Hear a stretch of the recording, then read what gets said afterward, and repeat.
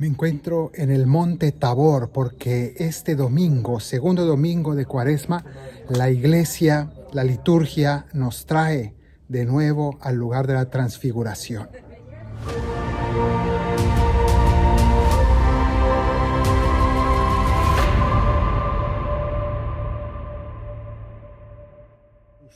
La semana pasada estuvimos en el monte de las tentaciones con Jesús en el desierto de Judea y especialmente en ese monte, y ahora en este monte Tabor, porque en cierto sentido son como dos retiros, dos momentos de oración especial de Cristo.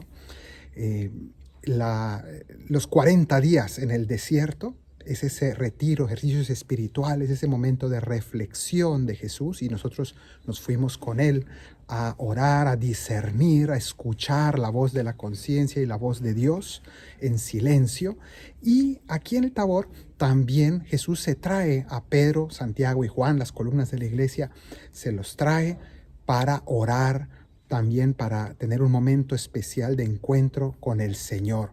Porque la Cuaresma entera, toda la Cuaresma es como un retiro anual que la iglesia nos invita a hacer. De hecho, es muy conveniente que en Cuaresma todos los católicos tuviéramos la oportunidad de hacer al menos un fin de semana de retiro especial, de oración, de silencio, porque todos necesitamos retirarnos, reflexionar, evaluar nuestra vida, tomar decisiones, escuchar la voz de Dios.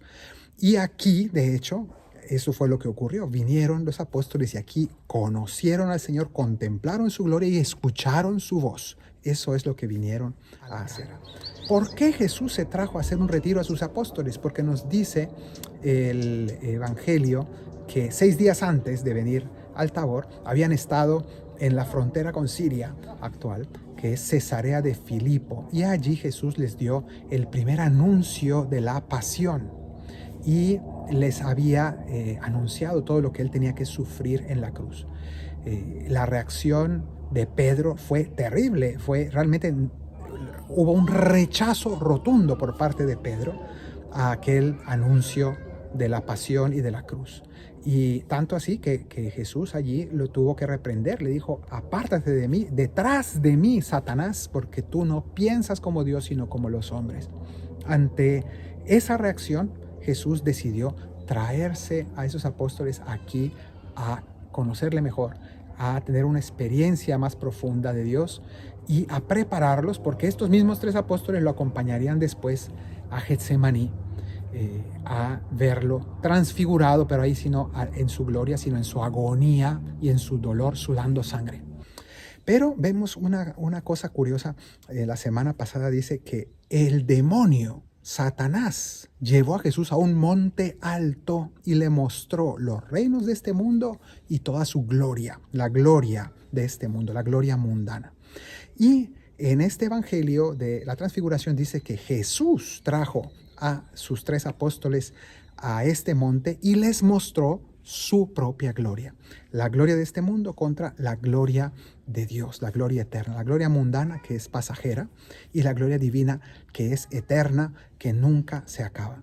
Entonces nos muestran estos 2 momentos muy interesantes, ¿no? De hecho, se suele decir en latín sic transit gloria mundi, cuando hay algo que era muy famoso y muy apreciado en un tiempo y años después o un tiempo después desaparece, ya nadie se acuerda de ello, pues así se dice, sic transit gloria mundi, así pasa la gloria de este mundo, que parece muy importante y después no era nada, se esfuma como la hierba del campo.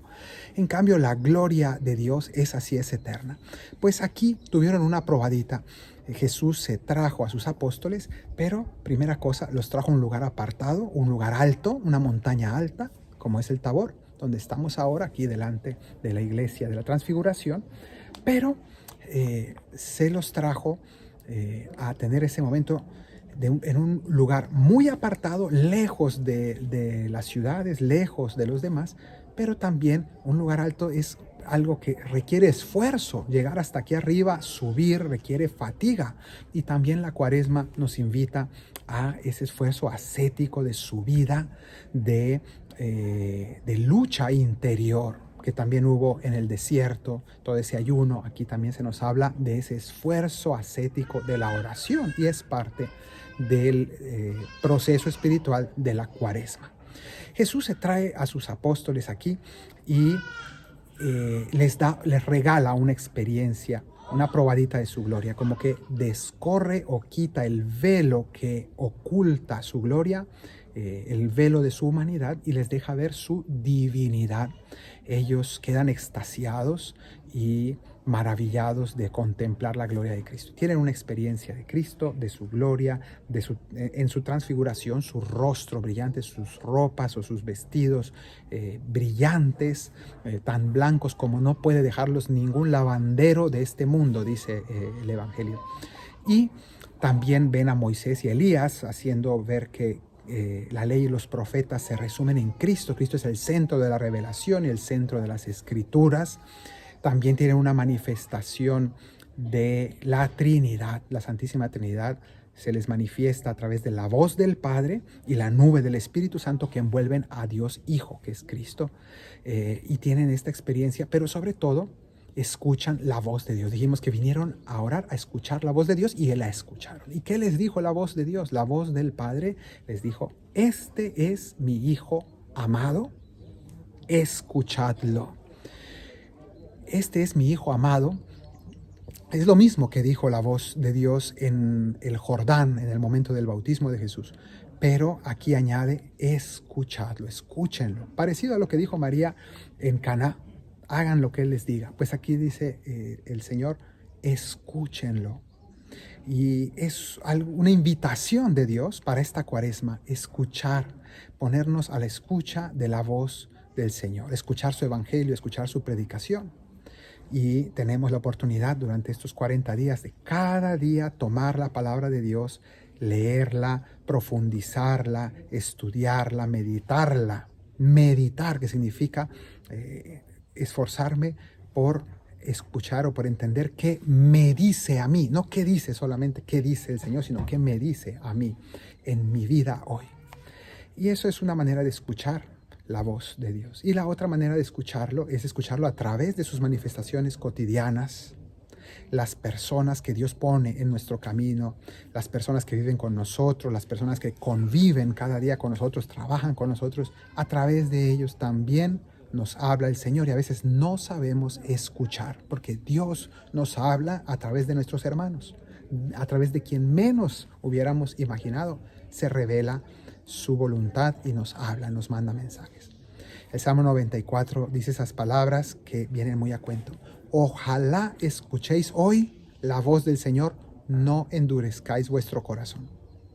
Y es algo que la Cuaresma nos quiere insistir, y Dios aquí dijo eso: este es mi Hijo amado, escuchadlo, escúchenlo. Luego de esa experiencia sobrecogedora, dice el Evangelio que ellos cayeron en tierra, con el rostro en tierra, sumamente atemorizados. Y cuando levantaron la mirada, no vieron sino solo a Jesús. Vieron a Jesús solo.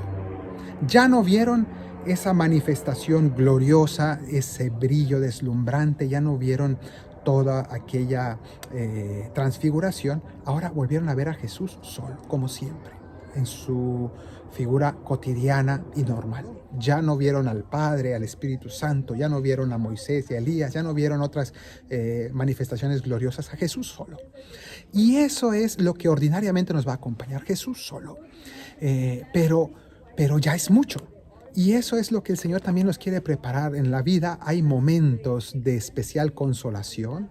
En la vida hay momentos muy especiales a nivel espiritual, experiencias profundamente dulces y fortalecedoras, pero no son para siempre. De hecho, aquí fue donde Pedro dijo: qué bueno es estar aquí, hagamos 3 chozas, una para Moisés, otra para Elías y la de Jesús.